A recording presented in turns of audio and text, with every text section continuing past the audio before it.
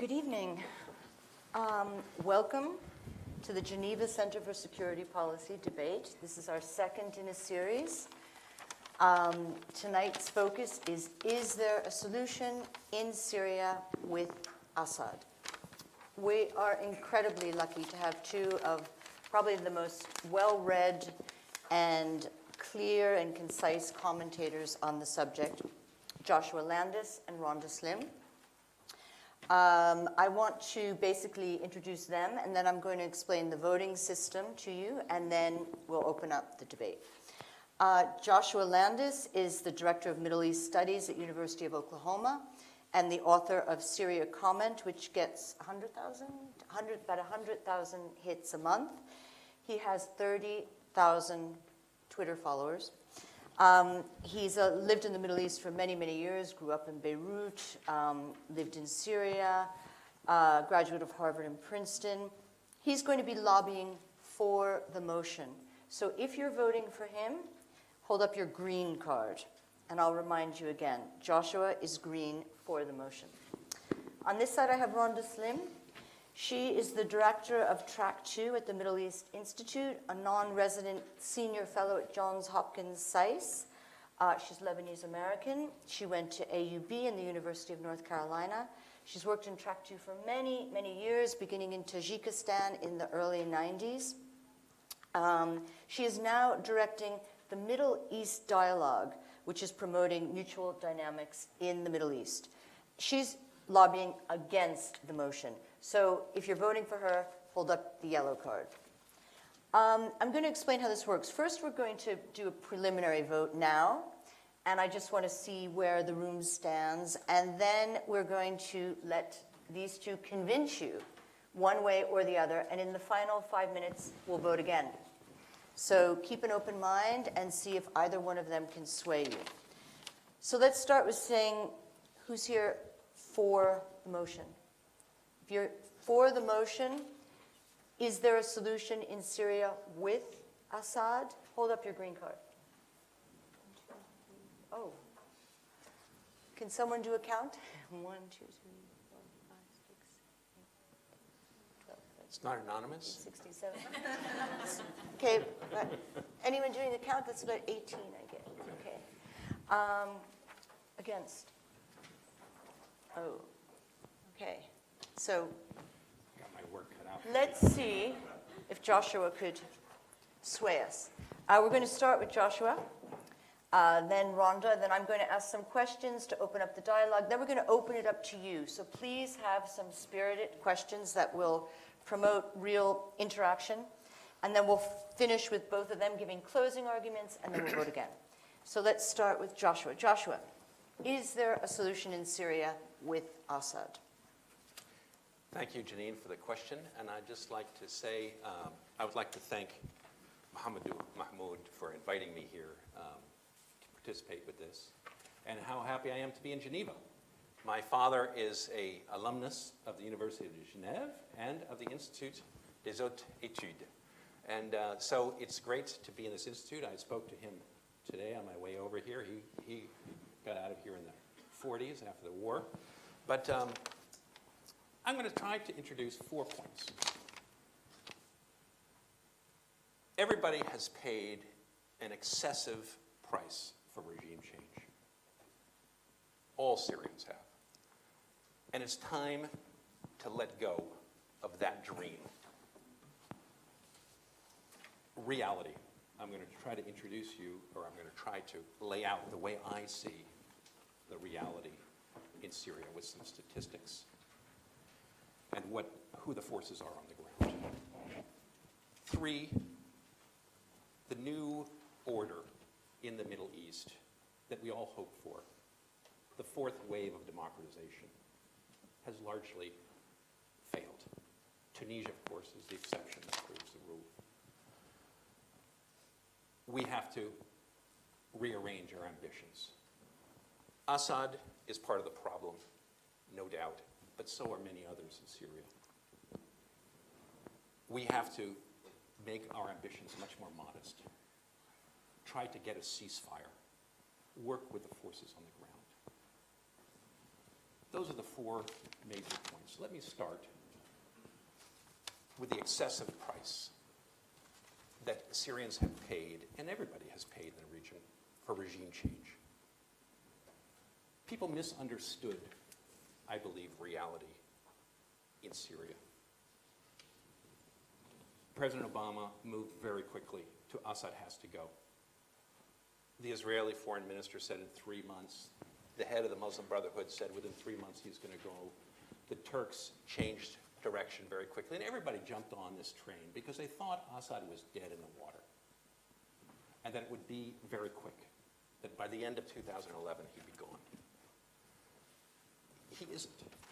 It's turned into a grueling civil war. We all know the statistics, 300,000 dead, probably a lot more. So we need to work for a ceasefire. We cannot continue to try to succeed over and over again where we have failed. At any rate, the Russian entrance has made it very clear that we're not going to get regime change. Assad is not going. He's part of the architecture. And we have to compromise with the reality. We can't continue to dream that we're going to get it in another 6 months or another year if we just stoke up the arms. Western policy has been a failure. Western policy has been to escalate, give more arms, more arms. When Assad did not go and their dreams were not fulfilled, they began to send in more arms. Turkish arms, Saudi arms, Qatari arms, US arms. French, everybody sent arms to try to escalate and change the balance. My esteemed friend and colleague, Ms. Slim, just wrote last week, we have to ramp up arms transfers. The Russians have come in. She said, let's send them a message. Assad has to go. Let's keep on escalating. We can outbid the Russians is the implication of this. But what will that do to the Syrians? Maintaining that dream of regime change in Syria will destroy the whole country. The parts that are not destroyed will be destroyed. We have to change our ambitions. Kerry, fortunately, just came out today after meeting with the Russians and said, we do not support regime change. But Anda Slim went on Twitter and said, I can't believe he's saying that. I can't wait to see him go. And that Twitter debate began. But Kerry has to bend. He's not going to take on the Russians. President Obama said, I'm not going to outbid the Russians for Syria. It's not going to happen. We need a ceasefire. We need to stop the fighting. We need to get to diplomacy. Reality. Let's talk some numbers. Assad owns about 20% of Syria, but he owns 65 to 70% of the Syrian people still live under his rule. Damascus, Homs, Hama, half of Aleppo, all the coastal cities. Urban Syria, eastern Syria, western Syria, is still under government control. Al-Qaeda owns 50% of the land of Syria in the east. Jaish al-Fatah, the third biggest power, at the heart of which is Al-Qaeda, Nusra, has Idlib province. Those are the three major powers in Syria today. Then there's the FSA, which is made up of 1,000, 1,500, according to the CIA, militias, which are fragmented. The liberals are gone in Syria. 5 million people have left Syria. The moderates are gone. They're sitting here with us tonight, or they're scattered in Istanbul and around. The head of Nusra just said yesterday, there is no such thing as the FSA. Sure, there's lots of people out there fighting, but they're not an army. He wasn't wrong. There isn't a liberal solution for Syria today. There's not a democratic solution for Syria today. Extremists prevail. ISIS, 50%. Al-Qaeda, Ahrar al-Sham dominating. And Assad has his supporters. Not only do 30% of the minorities in Syria largely support Assad, but the Sunni middle class, the Sunni upper class that live in Aleppo, Damascus, Homs, Hama, do not want this rural uprising and the thousands of militias to conquer their cities. They would rob them blind. They would turn it into Aleppo. There are no minorities living behind rebel lines. ISIS cleaned them all out. There are no Christians living there. The Yazidis are gone. They all live on the Assad side. You do not want to have the rebel extension ruling the next 65% of those people. They will come to Europe.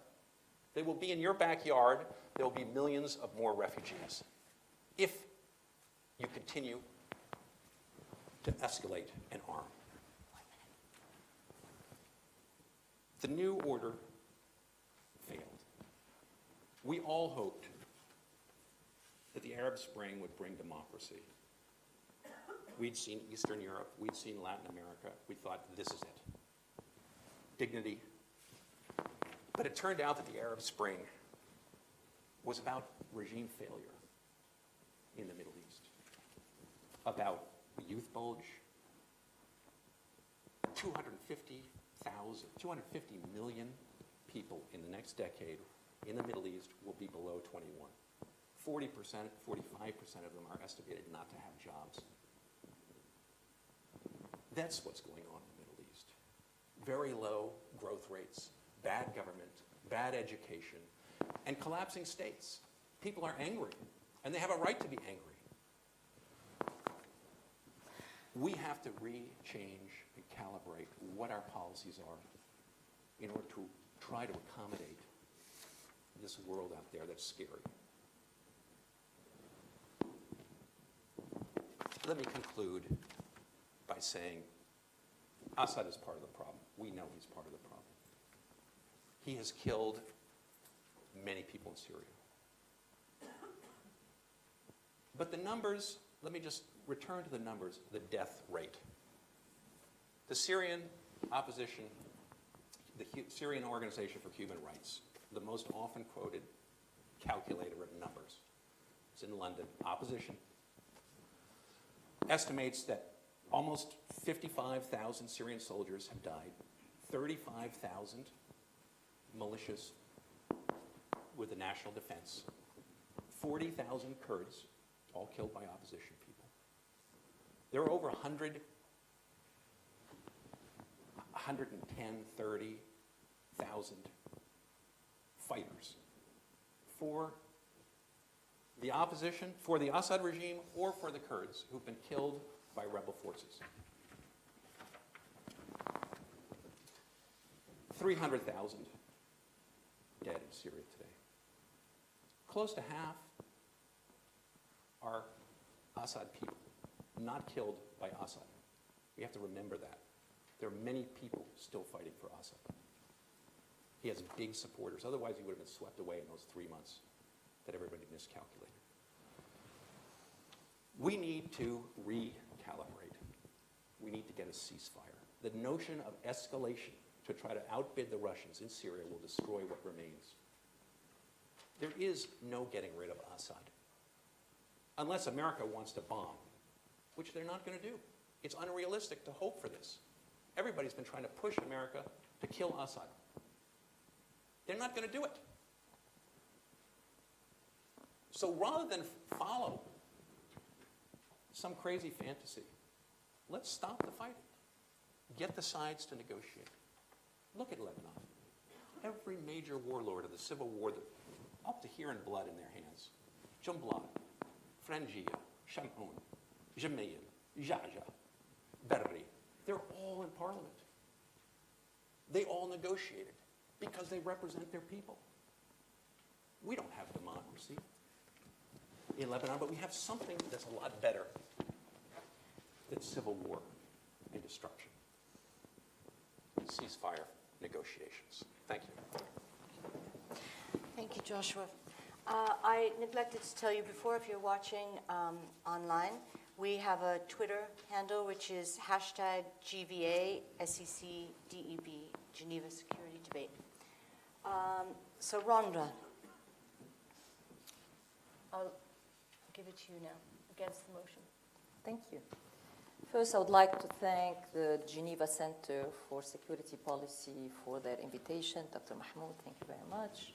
It's really a pleasure to be, and an honor to be on the same panel with Janine and Joshua. I'm a big fan of their work. I often disagree with everything that Joshua said, especially when it comes to prescription, but I always read him, respect his opinions, and I learn a lot from him. And tonight is no exception. What we learned today, and what he said today, is that Assad owns 60 to 65% of Syrians. That's how Assad feels about the Syrians. He owns them. And that's what the Syrians have been rising against. Assad is not part of the problem. Assad is the root cause of the problem. And we are not going to solve this conflict until we address this root cause of the problem. We are not going to get a durable, sustainable solution in Syria until we get the author of the collective pain of millions of Syrians. He has become the face of this bloody conflict for millions of Syrians. We have refugees leaving Syria because of the killing machine of the Assad regime. And ISIS and Jabhat al-Nusra did not start at the beginning of the Syrian conflict. At the beginning, when this started in March 2011, there were non-violent, peaceful protesters, young people who went into the streets in hundreds of thousands around Syria, asking for basic rights that people in this country enjoy, asking for freedom, asking for dignity, asking for a say in how their lives are being run, asking for living of fear from the multitude of security and intelligence agencies that throw people in their dungeons without any due process, without any cause, just because you have written something or because you have said something to your neighbor, and the intelligence services get wind of it, and you are thrown in the jails of Jamil Hassan or the jails of the military intelligence and never heard of. Joshua is right. Assad looks at the people as his property. And he is very much correct when he said he owns them. And that's what people have risen against. They don't want to be owned. They are individual and free people. And if they are willing to die for this freedom, who are we to deny them the support for fighting for their freedom? So that's the first point I want to say. The second point is that there will be no lasting solution in Syria without defeating ISIS and Jabhat al-Nusra and their affiliates. And to defeat these groups, we need boots on the ground to take them on. I think by now we all know the air campaign will not be enough to get them out, will not be enough to defeat them. We need to shut off their funding streams, because as long as they have money, they will have the means to recruit and sustain the fight. And we need a political process to bring the Syrian civil war to an end and give the fighters on all sides, the regime and the opposition, a stake in the future of Syria and a vision for a new Syria. Boots on the ground are not going to come from the United States. They are not going to come from the West. And I would argue they should not come from the West. We have been down that path in Iraq, and we know how it ended. We don't want to repeat that mistake in Syria. I don't think they are going to come from the region. Recently, we heard of the formation of the Saudi-led Islamic anti-terror coalition, promising, and the Saudi foreign minister has said they are discussing about sending special forces to Syria. Even if they send special forces to Syria, they are not going to be in the numbers that are needed to fight ISIS, to take on Jabhat al-Nusra. For that, we need Syrians to take them on. We need rebel groups to come together, including Ahrar al-Sham, and take them on and fight ISIS and fight Jabhat al-Nusra. And to be very honest, it's going to be very hard to mobilize the Syrian opposition armed groups, the Syrian rebel groups, to prioritize the fight against Assad. They went into this fight to oust Assad because Assad has been the source of ills they have been fighting for. And it's going to be very hard to argue them that they have to fight ISIS first and then maybe fight Assad. The Americans tried to do that with the train and equip program, and after $500 million spent on the program, we ended up with 5 fighters in Syria. It's not going to cut it. You need to give the rebel groups, and I hate to use the word because I'm an Arab, and I am a secular Arab. You need to give the Sunnis of Syria, especially the Sunni armed groups, because most of the fighters against Assad are Sunnis. The Sunni armed groups a stake in the future of Syria. And they don't see a stake for themselves in a future Syria that includes Assad. So for us to be able to have a durable solution in Syria, we have to defeat ISIS. To defeat ISIS, you need Syrians to take them on. To take Syrians to take them on, you have to promise them, you have to give them a vision that at some point during a transition process, Assad will depart. They are not asking for the whole regime to depart. In fact, if you look at the Riyadh communique that came out of the meeting of the opposition, they are very clear about Assad. And when you talk with members of the opposition, they talk about Assad and few members of the regime and few members, especially of the intelligence services and security services that are for millions of Syrians, they do not want them to be part of Syria. They want the Syrian army to be there. They can see themselves as collaborating with the Syrian army in the future in the fight against ISIS. So it's not regime change that these people are for. It is Assad change. It's preserving as much of the regime institution as possible. He talks, my friend and my colleague here, Joshua, talks about there are many people who are fighting for Assad. Yes, of course. Hezbollah is fighting for Assad. IRGC is fighting for Assad. There are now Russians, advisors working with Assad. Afghan Shia are fighting for Assad. Pakistani Shia are fighting for Assad. What he is doing now with reports from Damascus is that I've received recently is that they have checkpoints and they are rounding young men right and left to send them to the front lines because he doesn't have enough people fighting for him, enough Syrians willing to fight for him. We are hearing reports of Alawites leaving on boats because they are afraid of being drafted by force into the Syrian army. So this idea of people and support for Assad, yes, he is still seen by especially a majority of the Alawite community as being their defender. But again, I don't see the opposition as especially, the armed groups, the moderate armed groups, as calling for genocide or for kicking, the Alawites out. In fact, any deal in the future will have to include guarantees for the Alawite and the opposition, especially political and some of the armed moderate groups, are willing to accept that. Any deal in the future Syria will have to include guarantees for the Alawites for both their physical security and guarantees for their political role in a future Syria. And this deal has to be backed by the international community. He talks, I agree with Joshua, the elements of a political solution in Syria are well known. It has to include a ceasefire, it has to include a transitional period, it has to include some kind of a new power-sharing arrangement between the different communities of Syria. Let me just quote for you what Assad himself said about the opposition, what Mr. Faisal Mikdad, Syrian Deputy Foreign Minister, said about the transition. On November 4th, Mr. Faisal Mikdad, Syria's Deputy Foreign Minister, told reporters after meeting with his Iranian counterpart, Mr. Abdullahian, quote, there is no talk about a transitional period in Syria. And those who talk about this issue are unaware of Syria's realities, end of quote.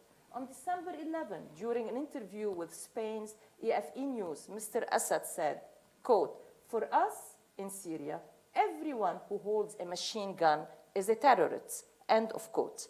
So if we all agree that the political solution in Syria will require negotiations between the different stakeholders in Syria, and these stakeholders on the opposition side are armed group along with the political opposition. If Mr. Assad is not willing to negotiate with them for some kind of a deal, I don't know why we are still thinking that there is a possibility for a solution for Mr. Assad in Syria. I just want to end that Mr. Assad, not only does he think this way about the Syrian armed opposition, he has also not been very kind to any challengers to his rule within the Alawite community. On September 2012, Dr. Abdelaziz Al-Khair was disappeared, presumably kidnapped by regime forces upon his return from a trip to China. To date, his fate is unknown. Russia has made numerous pleas with Assad himself, with the Syrian regime, to release him, and so far, no action.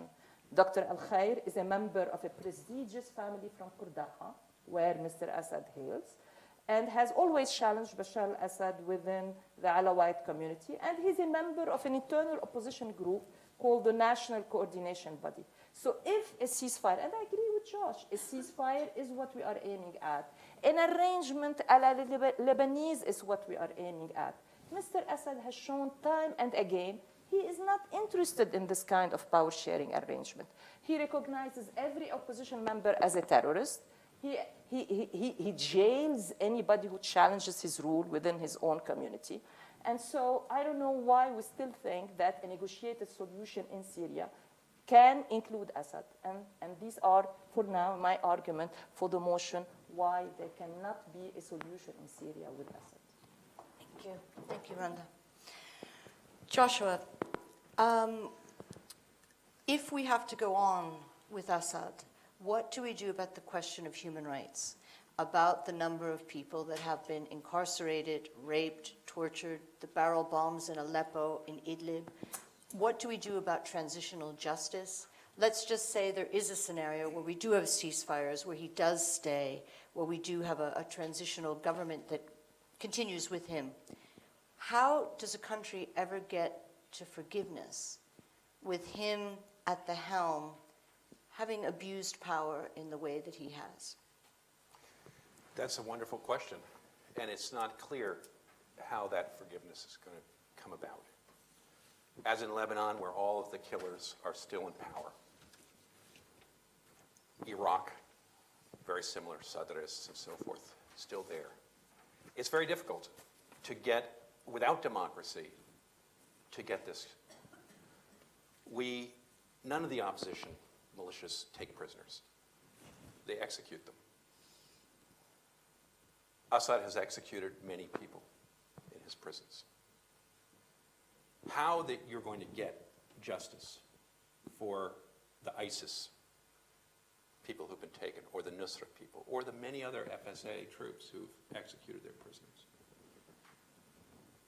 I don't have a good answer for that. But if we hold out for democracy, if we hold out for complete justice, we're not going to get an end to this war. That's the problem. And I think we can come back to constantly return to the notion that Assad's not a good guy. He has intelligence people who've got blood on their hands. ISIS, blood on their hands. Nusra, blood on their hands. Tons of other militias that are jihadist and Salafi militias. How do you reconcile these groups? Very difficult to do it. Assad is not going to be able to reconquer the whole country. He believes he can. Assad today thinks that with the Russians, he's the only legitimate power, and he's going to conquer all of Syria with the Russians at his back, and then he's going to take on ISIS. His army is probably too weak to do that. I don't believe they can. The question that Kerry and the Russians are going to face is what happens to rebel Syria if you leave Assad in the 20% that he has today. What do you do with the 50% owned by ISIS, the 10% owned by the Kurds, the 10% owned by Al-Qaeda and Jaish al-Fatah, and then another 10% that's scattered around different militias? I don't know how America is going to organize those. But America needs to come up with, not America, I shouldn't say America, the international community, starting here with Geneva, needs to produce a good government that provides the kind of justice that Randa Slim wants. Get the rebels to build a better government than Assad has. If they can produce greater justice on their side, where they don't have Sharia courts that assassinate prostitutes, that throw homosexuals from the top of the tallest building, as has happened throughout ISIS-controlled territory, where the Druze aren't killed in Idlib, where the Christians fled Idlib in one day because Al-Qaeda took over. If you can produce a better government outside of the Assad-produced, in a federal arrangement outside of the Assad region, then the Sunnis of Damascus, of Homs, of Hama, the middle class, will want to join that government.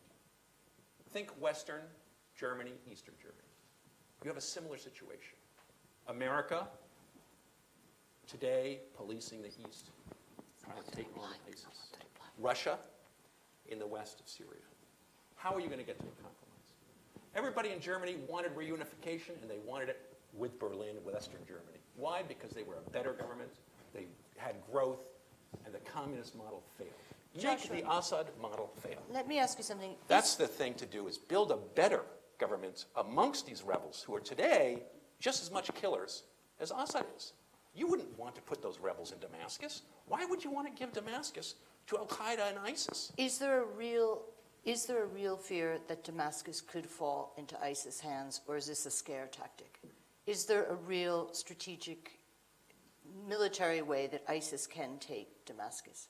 Of course there's a fear that ISIS could take Damascus. This is why But the United States is this Assad propagating this to turn people back to him? Or is this a viable, can this really happen? ISIS took 50% of Syria and 30% of Iraq. ISIS had tons of weapons and was on the move until America immediately started to bomb them. And even then, ISIS began to continue. There was a big debate about whether America has significantly weakened ISIS. Now France has joined in, and of course lots of other countries have joined in trying to contain ISIS, because ISIS is a lethal organization. And Nusra, Al-Qaeda, is the dominant organization in the Idlib province. Those are the two real forces in the rebels. All of this SNC that Rhonda talked to you about, they're nice people. They live in hotels outside of Syria, but they cannot command one soldier on the ground. They're saying, oh, we're going to protect Alawites, we're going to protect minorities. This is nonsense. They're not going to protect a soul. ISIS has killed all the minorities in their territory. Nusra just shot up a whole bunch of Druze. Okay. They don't want equal rights for these Rhonda, people. do you want to respond to Yes. that, or can I ask you Yes. a different question? Do you want Ask to me a different question, but let me first respond Okay. to 3 points, because Okay. he has put words in my mouth. And first, on the SNC, I am a harsh critic of the SNC. I mean, if you follow me, if you follow my writing, follow my Twitter, and by the way, my Twitter handle is RNC. I need more followers. So, I mean, the SNC is not the solution for Syria.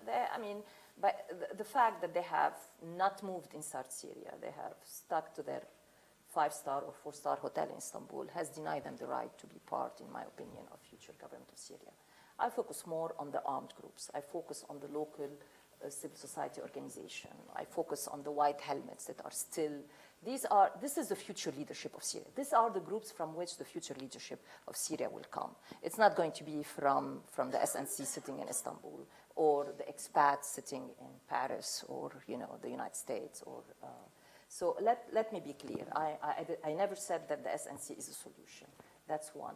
Second, you talked about the armed groups executing all their prisoners. I'm not saying ISIS here. ISIS and Jabhat al-Nusra, I will be the first one to say these are terrorist groups. They are on the UN terrorist list, and there are no future for them in a future Syria. We have to defeat them. We have to get them out. But the other armed groups, they are not executing prisoners. And for the one, no, let me tell you why. Maybe there have been some executions, but mostly they don't because they would like to trade them for their prisoners in Syrian jails. I have been a witness to one group that had a Alawite general, Alawite officer as a prisoner, you know? I mean, I met them in Gaziantep. And they were saying that they have been sending one word after the other to intermediaries with the Syrian regime to strike a deal to release this Alawite officer. And they kept him, and they fed him, and they housed him. But the regime was not interested. On the other reason, whenever you have any Iranian taken prisoners by the opposition, right away the negotiation machine starts, churning, and the Syrian regime is suddenly willing to release as many prisoners as are needed. But for Alawite officers, for Alawite soldiers, the Syrian regime takes its time and sometimes will never accept to negotiate with the rebel groups of that. Second, the third point, you said produce a government. If the rebel groups, the rebel areas produce a government. I think they are working, they are trying, but when you are barrel bombed day in and day out by the regime, and now with the Russian, Air Force also bombing them, it's going to be very hard to produce a functioning government, provide services when hospitals are being targeted, when bakeries are being targeted, when schools are being targeted. I mean, after all, you need some kind of a basic element of security. And that's why there has been some suggestions by many people in the States, by Turkey, of establishing the safe zone, where you have rebel groups given the opportunity and the security and the space to establish this kind of government that you are saying. Go ahead and establish it. I am not a proponent of the safe zone, and I don't have the time to argue why. But that's also a factor we need to think about in criticizing or in your argument about producing a functioning government in rebel-held area. I'm sorry, these rebel-held areas are being bombarded day in, day out by the regime and by the Russians now. Okay, this is my 3 points. I want to ask you both about ceasefires, because Joshua's called for a ceasefire. Can you talk us through how this would actually work? Because in my knowledge, wars end when the warring parties are exhausted and ready to put down their arms and ready to negotiate. It seems the parties on the ground are exhausted now, but they're not ready yet to stop fighting. In last February, Staffan de Mistura, the UN envoy, tried a local ceasefire in Aleppo that barely got off the ground. We know that didn't have much success. So I'd like both of you to see what are some durable solutions? If a ceasefire is the solution, Joshua, how exactly would that work on the ground? And then Rhonda, I'll move to you with the same question. What is the durable solution? Assad hoped, as I said before, that the Russian aid would really turn things around for him, and that he would destroy the opposition. People around him were saying, we're negotiating with the FSA groups. All these militias, 1,000, many of them are dispirited. They see corruption around them. They're ready to come in from the cold. Negotiations around Deir Homs, so forth. That was the idea that he believed. You put pressure on them, they'll give up, you rehabilitate them. The jihadists, you can't rehabilitate. You kill them or you drive them out of the country. That's the simple version, I suppose. And that this would create a snowball effect. That once you begin winning, the opposition insurgents see that they're not going to win. They try to wheedle their way back into society or they leave, as has happened with many insurgencies. That's unlikely to happen.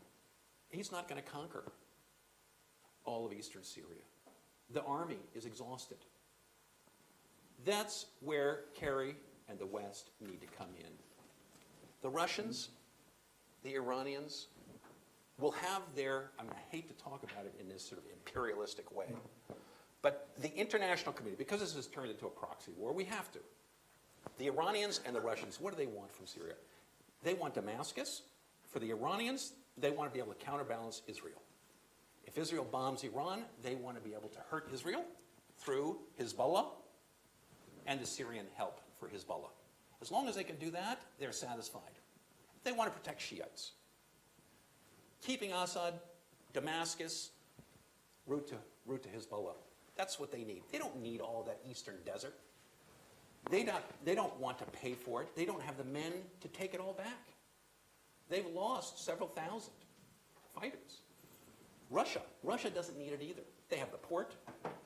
They want a beachhead on the Arab-Israeli conflict so that they'll be important in the Middle East, and every time anything happens, they are at the table, as they have been for the last few years.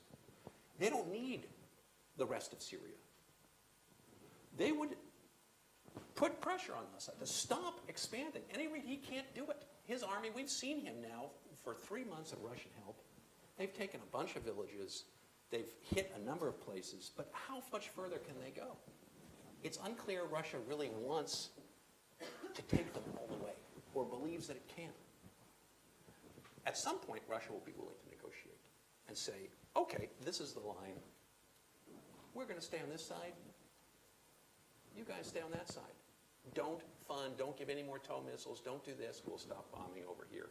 We'll stop bombing that one. And that's the kind of negotiation that's going to have to take place. It's tough. There's a lot of sacrifices of what are we not going to take back, where's Aleppo going to go, who's going to get Aleppo. We don't know the answers, but that's the kind of negotiation that we're going to get to.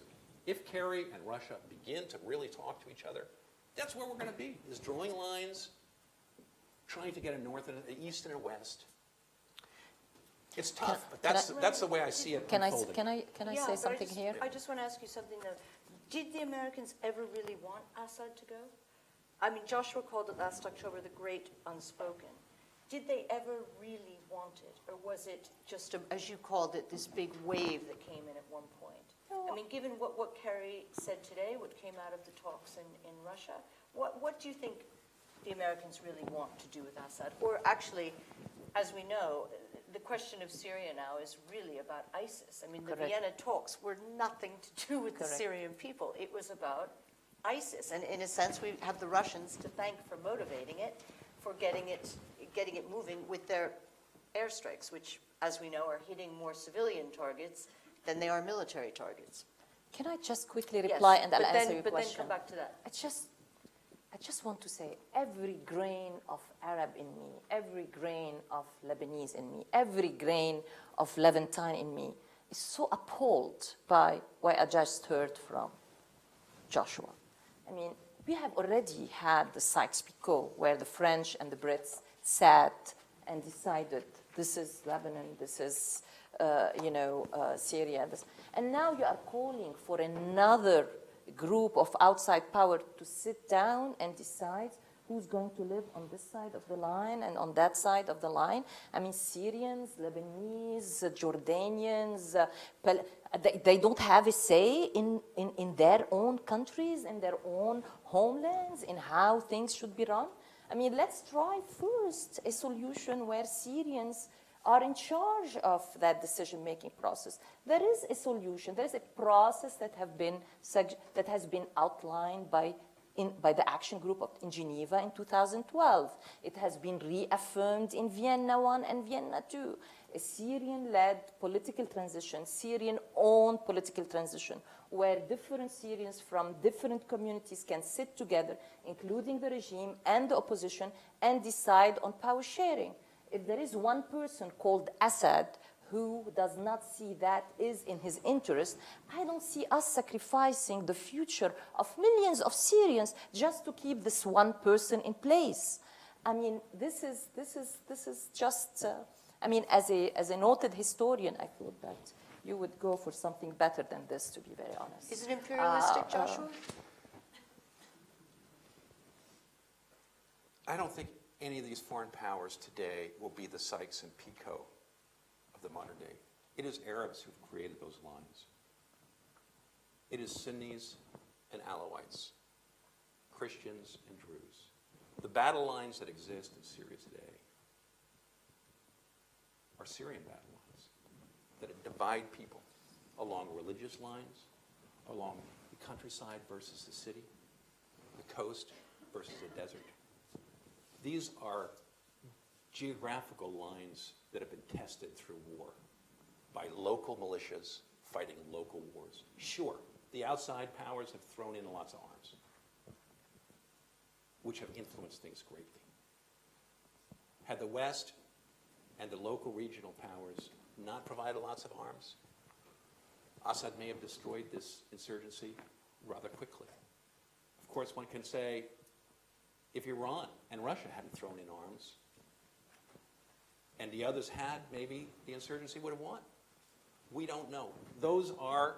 But the two sides have fought this battle. This is not an imperialist chop-up. This is great powers trying to be diplomatic, trying to settle a fight where people are exhausted and are willing to come to terms because they'll all get something out of it. Rhonda.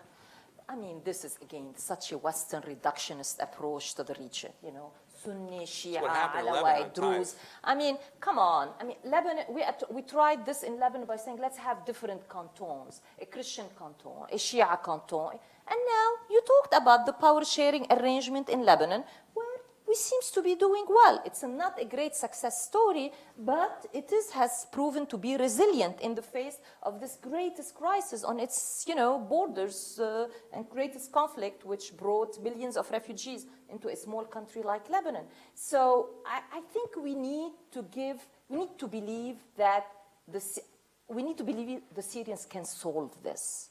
There is one obstacle that stands in the face of a solution, and his name is called Assad and the security regime around him.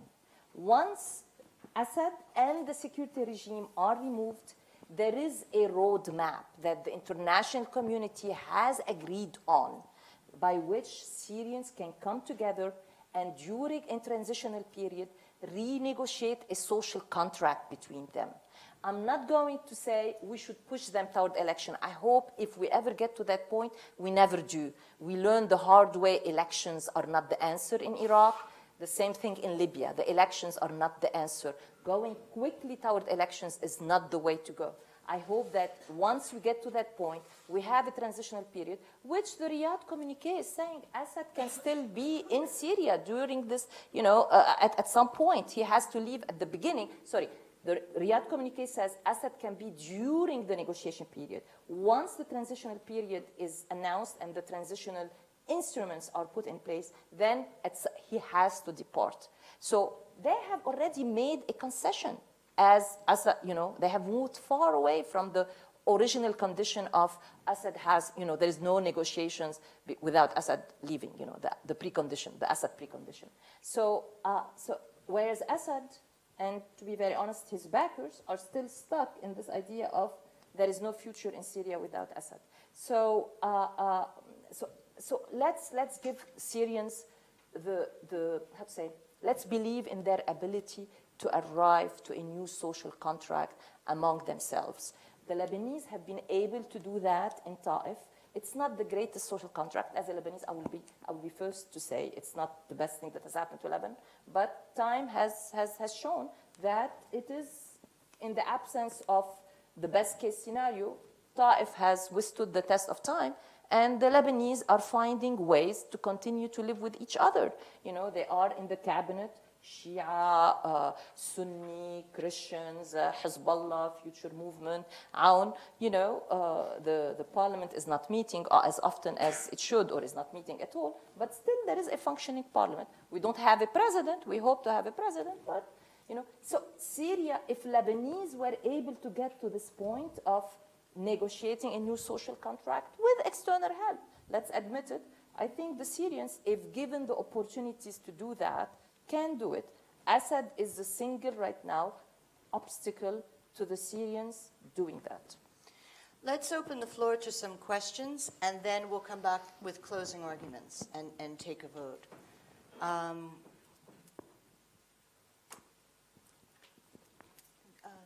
think the first hand raised was the gentleman in the pink shirt, red shirt.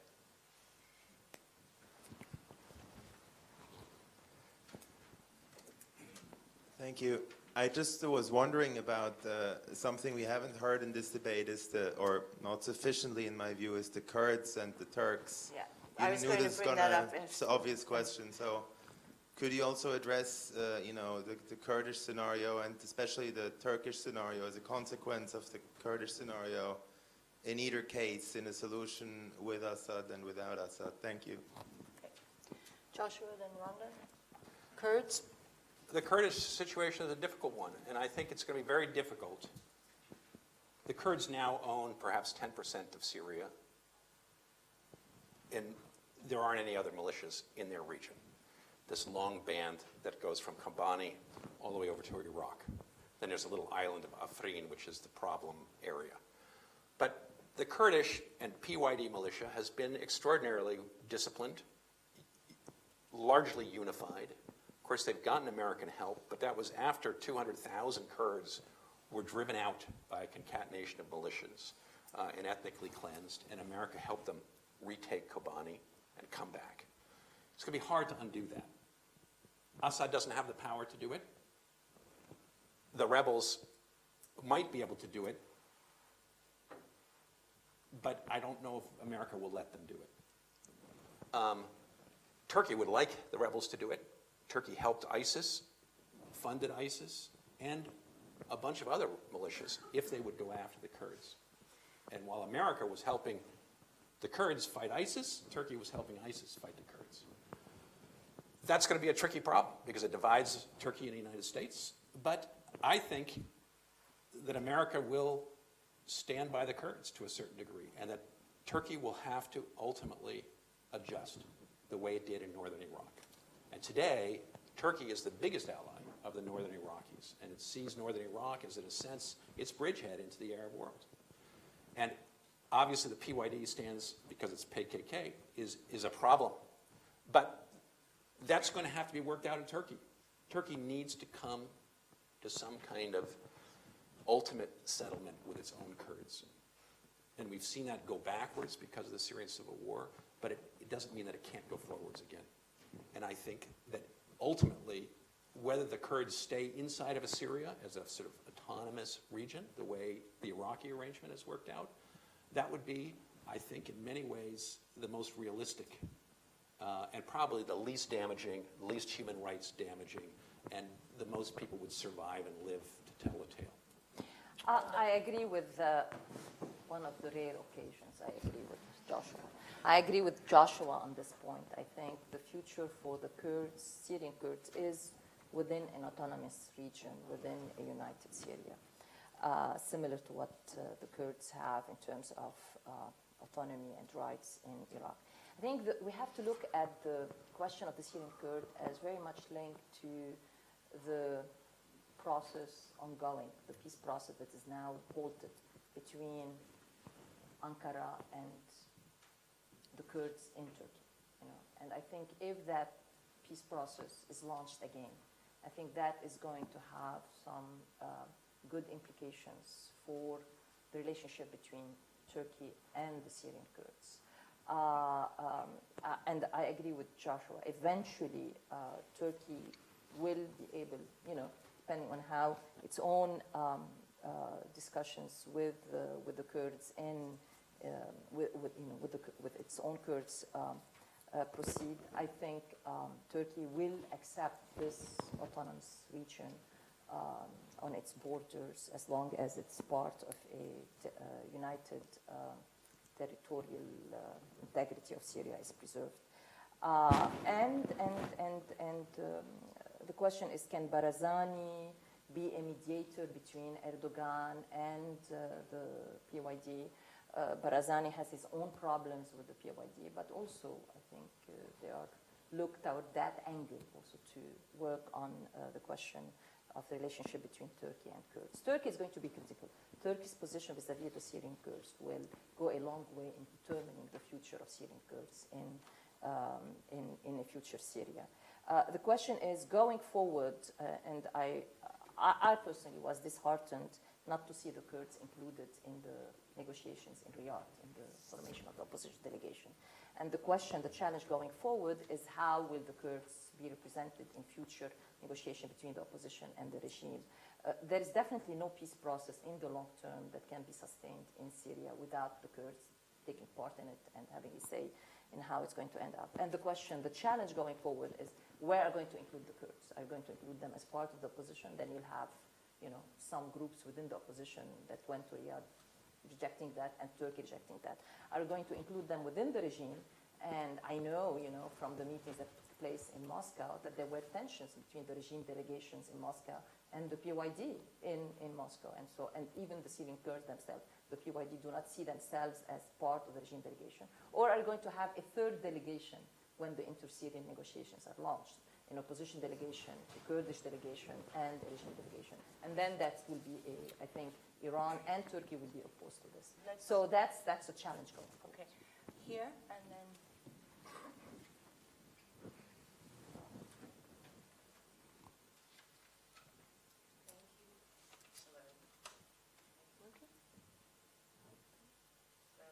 It's not. Can you check it?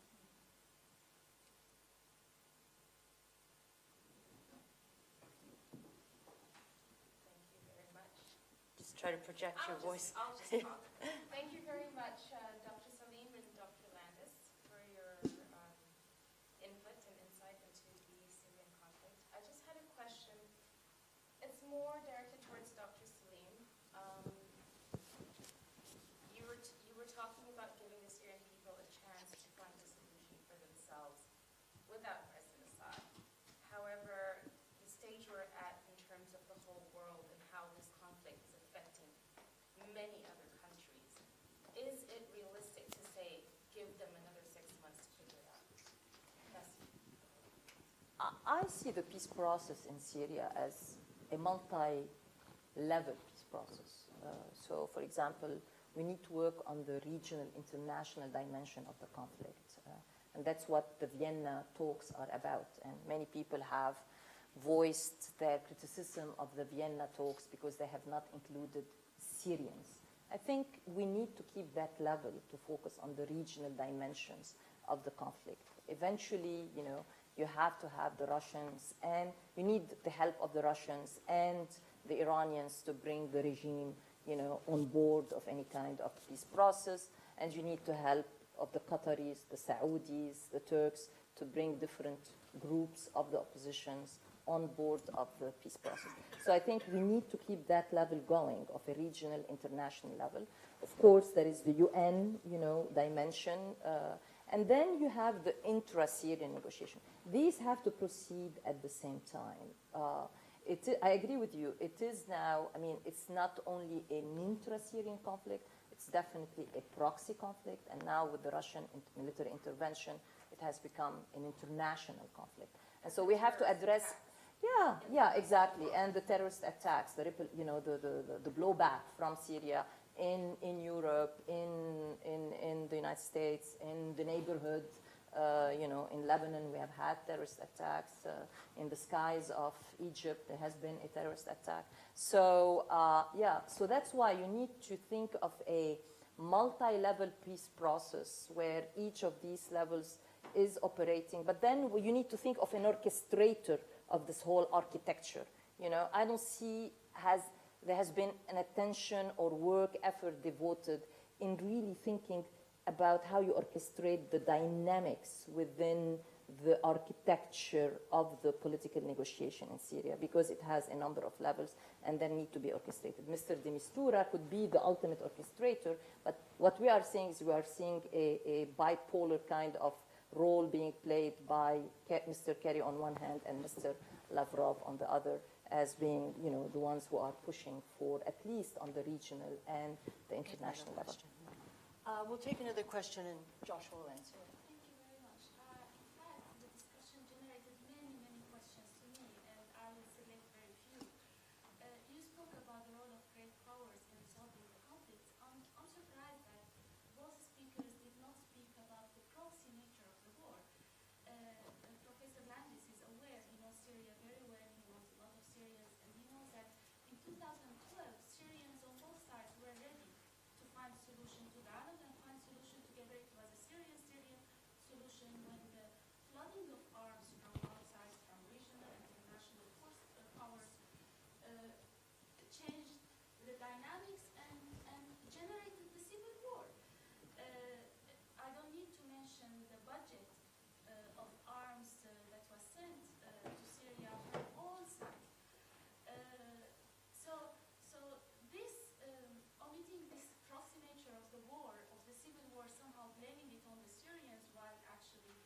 what created the civil war from a Syrian perspective is actually the outside. Could you pose a question, please? The other point is, speaking about power sharing, Lebanese model or Iraqi model, as a Syrian, I don't see that a relevant solution to Syria. There was a recent survey, and Syrians on both sides of the divide, they did not find that the Lebanese or the Iraqi models are good models for Syria. They were all united, actually. They agreed they want united Syria, not a divided Syria. Speaking about the Kurdish question, you know that the northeast of Syria, only 26% of the population are Kurds, and there is diversity of groups. So speaking about it from this outsider perspective, how the future will be, how about the people deciding what they want? Where is the Syrian voice in this discussion? Joshua, do you want to take that, respond to that? Well, I think you're right about the proxy, and that's why it is important to get international agreement, because the arms, all sides today, as you underlined so nicely, are totally exhausted. They could not fight without those arms, without the money. And if the international powers could agree to shut off the money flow, I think that the different sides would come together and begin to find a Syrian solution, because they wouldn't be able to win any more battles. They would run out of arms very quickly, and money, and the place would collapse. So Taif, I also like to say that Taif was arranged by the international powers. If Syria had not occupied Lebanon and gotten rid of the extremist militias, not only the Christian militias, but the PLO and others, so that 76 remaining deputies of the 110 at the time in Lebanon who were still alive in 1990 could go to Taif in Saudi Arabia. The Israelis put a laying of hands on it. The Saudis were involved. Everybody, Russia and the United States and Syria were all involved in getting those groups to negotiate. Without the international, this is not imperialism. This is just stewardship and the international powers trying to help facilitate a dialogue, which will ultimately have to be, only peace can become from the Syrians trying to work it out amongst themselves. Of course, today, all sides believe they can win the entire thing because they think that their backers will come in and either get rid of Assad and help them get to Damascus, or that their backers will help Assad to conquer the rest of Syria. And the moment they understand that they are not going to have that kind of support, I think their attitudes towards negotiations will change dramatically. Can I say something quickly or no? Very quickly, and I think we should get more questions. All right. I agree with you. I think when I talked about power sharing, I was using Taif. I was applying to George, saying Taif worked. But I agree with you. It's the Syrians who have to decide. And it's not going to be a Taif model. It's not going to be a Dayton, Accords model. It's not, Bosnia model. It's not going to be an Iraqi model. It's going to be a Syrian model. It's the Syrians who are going to decide. And I'm happy to hear that Mr. Landis here agrees with me. But the problem right now is that I agree with you. There is an an acceptance by the majority of Syrians, or a yearning by the majority of Syrians to keep the Syria that they have, to keep it united, to keep the territorial integrity of Syria. And so when Mr. Landis talks about Russia, America coming and sitting and dividing, Syria, and then now saying, well, let the Syrians decide, the Syrians are saying, we would like to keep our country. We would like to keep it united. And there is a roadmap for the Syrians to decide. It is the Geneva framework, it's Vienna I, Vienna II, Syrian-led political transition. The one person who has so far said is not willing to be part of that political transition. Sorry, he's not willing to even think or talk about political transition because it doesn't exist, because it ignores Syria's reality, is Mr. Assad. Question here? Thank you very much. Speaking from a Turkish point of view, I can say that, I mean, despite the fact if I would support this or not, that Turkey would never adjust to Kurdish autonomy in northern Syria. And that's why they had troops in Bashika. That's why they are now with the Saudi-led coalition after the Riyadh conference, which is an immediate reaction to the Riyadh conference. And that's why they are supporting Ahrar al-Sham, among others. So, and that's why, especially after the November 1st elections, Turkey even pushes more for an ISIS-free zone in northern Syria. So, and we have also some more hints that Turkey, they speak about a tentative agreement for an ISIS-free zone in northern Syria. So, for this, my question would be, what would be the US stance if Turkey indeed would hit the YPG in northern Syria, which I think they will do because they said this several times that this is their red line, despite of the YPG-dominated Syrian Democratic Forces, which is the major ally of the US. Do you think Turkey will occupy northern Syria in order to destroy the YPG?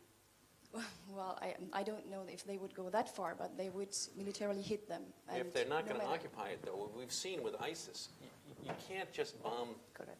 You can bomb them, and that will do something to keep them weak and kill their leadership, I suppose, if they've got smart bombs and stuff. But Correct. Turkey adjusted to Iraq. They said the same thing about Iraq. We're not going to accept an autonomous Kurdish region. Exactly. And the Kurds have gone along. Of course, they don't let Iraqi soldiers into their place. They fly their own flag. They don't teach Arabic as their second language anymore. Everybody speaks, all the younger Kurds in northern Iraq do not speak Arabic anymore. They take English as a second language. They don't take Arabic as a second language. It is an autonomous, independent country, except for they say, they keep their heads down a little bit because of Turkey. And Turkey has not been able to, and Turkey's become friends with them and sees them as an ally. I don't see how they're going to destroy 10% of the Syrian people who are Kurds. But my question would be, what would be the US reaction to this? Ron, did you want to take that part? Yeah. I mean, I think the U.S. position on establishing a safe zone in northern Syria, which has been a Turkish demand all along, is well known. And partly it's driven by the fear that that's going to be used by Turkey as an excuse to do a, PYD-free zone rather than a safe zone as is being talked. I think the U.S. will push what it has pushed for in Iraq, is for the Kurds to have their autonomous region, to have their rights within this, and that's going to be part of the future negotiations of Syria, and they will let the Turks know very clearly how they stand on this issue. And I don't agree with you that the Turks will do what you are saying that they will do. I think there is ongoing negotiations between Turkey and the U.S. on this issue. And Maria.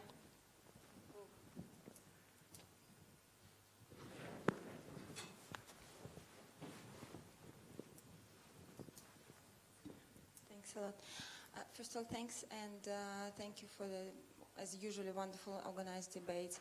My name is Maria Hadinska from the Russian mission. I need to respond to one point that was mentioned. I don't remember who of you, I'm sorry. That I need to respond that Russian military strikes allegedly attacked civilians and were aimed at civilians. Look, these statistics was given to the press by 3 organizations: Syrian Observatory for Human Rights, that is based in London and consists of one man, Abdurrahman Banohim. Second, Physicians for Human Rights, based in New York and Boston. And third, Center for Violations Documentation, that it works. All of these organizations work for the opposition, and they don't conceal it. And as you may know, Office of the High Commissioner for Human Rights refused to use these statistics, seeing it as part of propaganda. So I would love you to ask you not to use it in such debates, because it's not true. But I've just come from being with the White Helmets who work inside Aleppo and Idlib, and they told me that they are more frightened now of the Russian bombs than they ever were of the regime bombs. How can they say that these bombs are Russian but not the US-led coalition? Are they military experts? The White I mean, Helmets? these Well, people they're from the digging- ground that report, how do they know that these are Russian planes? Because for 3 years now, they've been digging people out of the rubble. They've saved 40,000 lives. They know. With all due respect, I don't think these people are military experts. But I just wanted to comment on that. I'm not arguing with you, really. I'm just had to say that.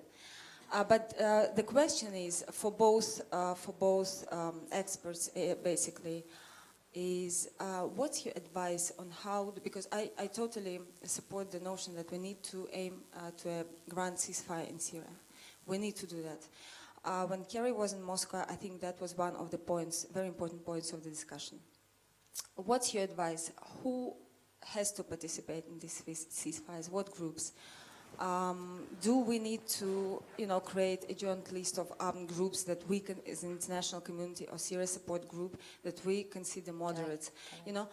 What's your advice? Or should it be Stefan de Mistura who needs to negotiate? I mean, because we really need advice on that. And this will be one of the main points of the International Syria Support Group in New York, meeting in New York tomorrow, after tomorrow. Yeah. Thank you. Well, in Vienna too, Jordan has been tasked with this responsibility of putting together a list of terrorist groups, and I think Jordan is coming to the meeting at the UN in New York on the 18th with this list. It's going to be discussed, and then on the basis of which maybe some other Syrian groups are going to be added to the UN list of terrorist groups.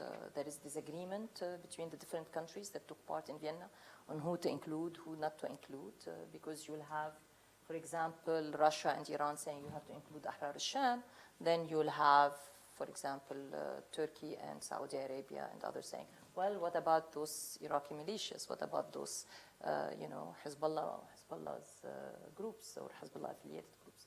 So I think there is this task going on.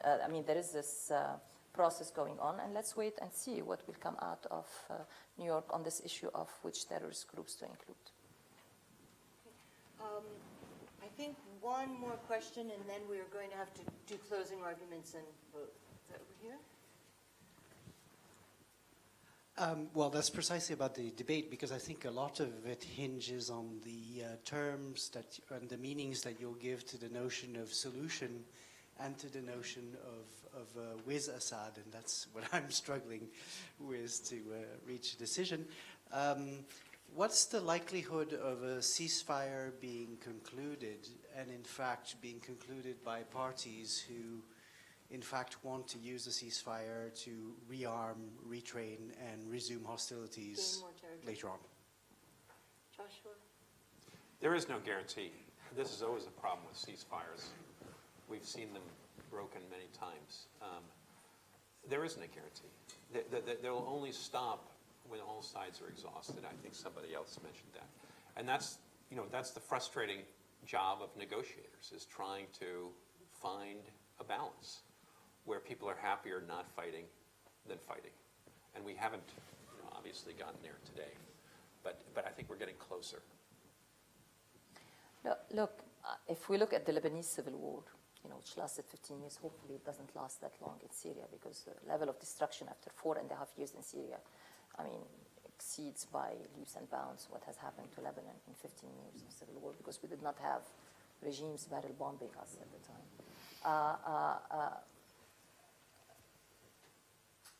We have had, I think, during the 15 years, hundreds of ceasefires. I think the nature of the conflict in Syria, the most likely scenario, is that we're going to be talking and fighting. We are going to see parties talking and fighting. I think the negotiation process that has been launched in Vienna will continue. We might see, talks between regime delegations and between opposition. I don't know how it's going to be defined in terms of the makeup of their delegation going forward. Or maybe there will be 3 delegations negotiating. But I think for the time being, we're going to see negotiations simultaneously proceeding with the fighting. Okay, well, I think we should have closing arguments now. Joshua, you started, so Rhonda, why don't you start with your closing arguments, and we'll go to Joshua, then we'll vote. Look, I'm going to... 5 minutes. Yeah. I came here with the idea, with the notion that what I'm going to be arguing is that there will be no lasting solution in Syria with Assad. And I would like to offer at least one more argument in support of this motion, which I could not offer in my first 5 minutes. And this one more argument is that eventually a lasting solution and sustainable solution in Syria, once it is negotiated, will have to be accompanied by huge investments from the international community to rebuild Syria and to launch public works project. Today, the latest statistics I heard and read, 90% of Syrians inside Syria are under the poverty line. 90%. Syrian economy this year has shrunk to 25% of what it was 4 years ago. Healthcare, education system, bridges, roads, infrastructure have been destroyed. So any post-deal phase, once we get to the point of a post-deal, will require providing peace dividends for fighters to commit to the ceasefire that will be part of the negotiation, and for people to commit to peace and not revert to war. And that will mean that external stakeholders, like the Gulf, like the EU, like the US, will eventually have to invest in the rebuilding of Syria. I don't see Russia investing in the rebuilding of Syria. It has its economic problems. I don't see Iran investing in the rebuilding of Syria. It has its economic problems. And I cannot see a solution in Syria that includes Assad, which will, I don't see these countries coming in and rebuilding Syria if the solution in Syria is to include Assad. And so I would argue that Assad has been the main obstacle to a negotiated solution, and Assad will be a main obstacle to the future of Syria, the rebuilding of Syria, if he were to be part of the solution. And finally, I want to say that I understand the practicality that Joshua talked about. I understand the pragmatism that we need to push for ceasefire and we need to get the Syrians to agree to a ceasefire and be part of a transitional process and be part of a peace process. However, we cannot deny the fact that for millions of Syrians, Assad is the face of this bloody conflict. It's for millions of refugees, for millions of citizens. For many of them, Assad is their child's killer. For many of them, Assad is their husband kidnapper. For many of them, Assad is their daughter's rapist. They are the ones who are willing to die fighting for a solution without Assad. And I don't think we should accept a solution with Assad. I don't think we'll ever get to the negotiating table if we keep on insisting that Assad has to preside over his own demise and the undoing of his regime. In the beginning, I said regime change. We have to let go of the notion of regime change. Assad is a symbol for his regime. We try to get rid of Saddam Hussein, saying he's the evil. Get rid of the evil, and the good society will reach up and build a power-sharing state. What did we get? We unleashed an ungodly civil war, pitting Sunnis against Shiites, Kurds against Arabs, that has killed hundreds of thousands of people. We kicked over Gaddafi, saying, get rid of the evil man. All of the problems of Libya are in that man. And we will have a good society. We'll reach up and we have a government in exile. We'll just switch it over through the UN. We'll do our little... It didn't work. We have Libya now with hundreds of different militias. Yemen. We said, we could get a negotiated regime change. The third time's the prize. But Yemen now is brutally dysfunctional and being bombed. Afghanistan. Shalabis and Karzais are not the answer. for the Middle East. Assad is not going to let the Russians choose the next president for Syria, any more than he's going to let the Americans choose the next president of Syria.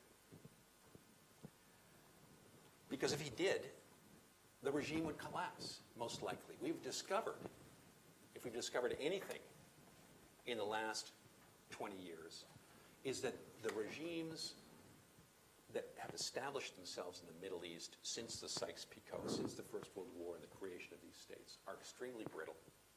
They're very delicate. And when you try to take off the leadership, they crumble. Big purges.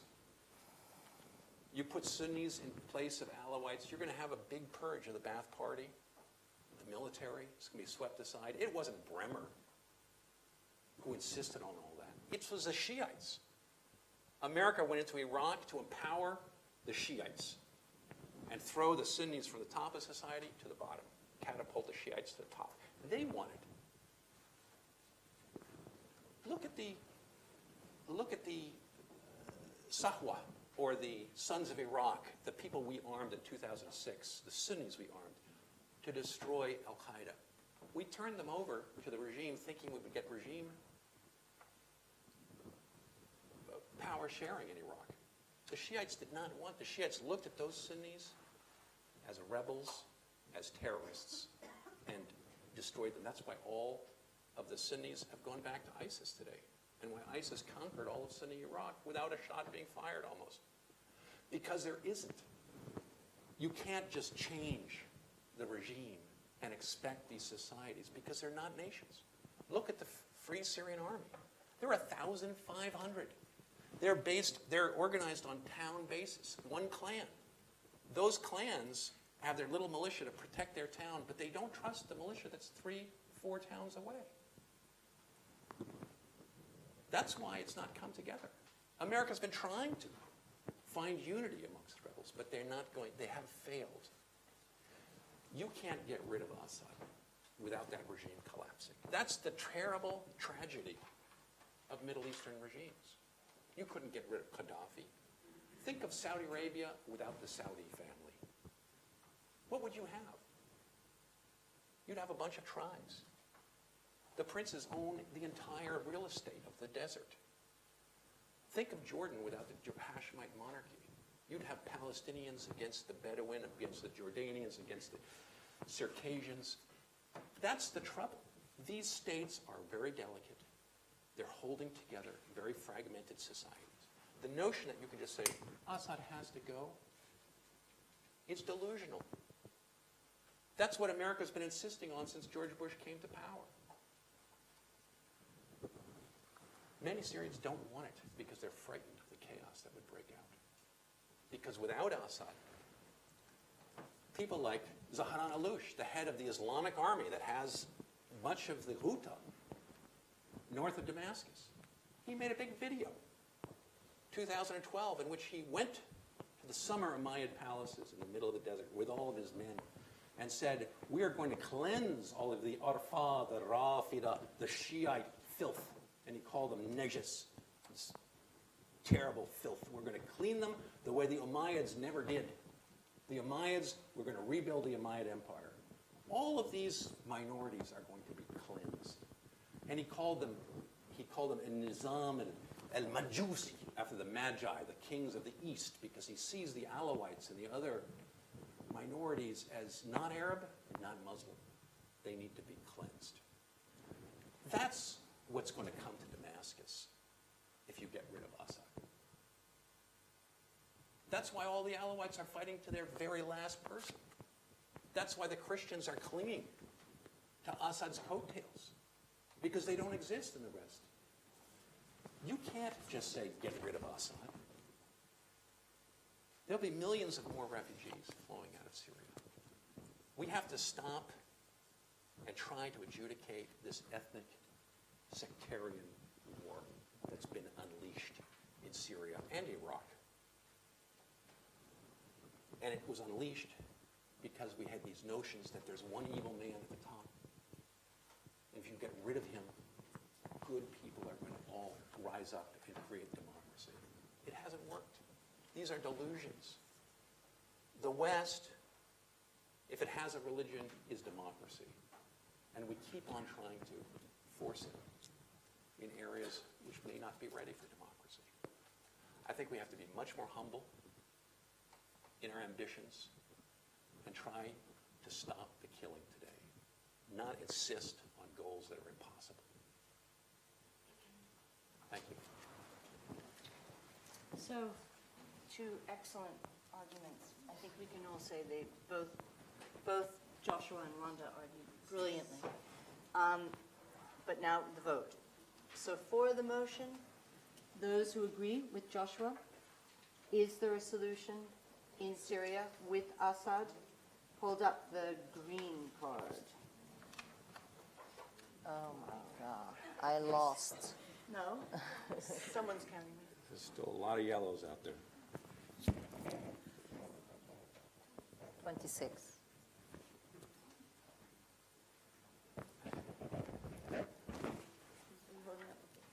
Got them? For Rhonda, the yellow card, is there a solution in Syria with Assad against the motion?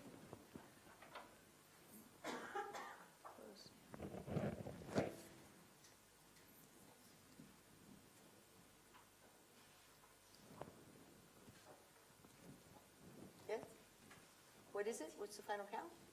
25-18. 25 for Josh and 18. What was the first count? Rub it in, Josh. Rub it in.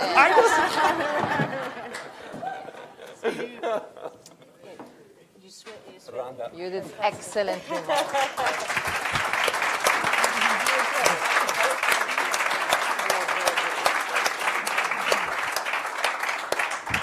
Thank you so much. Thanks. Thank you. Thank you very much. Thank you very much. Thank you. And hope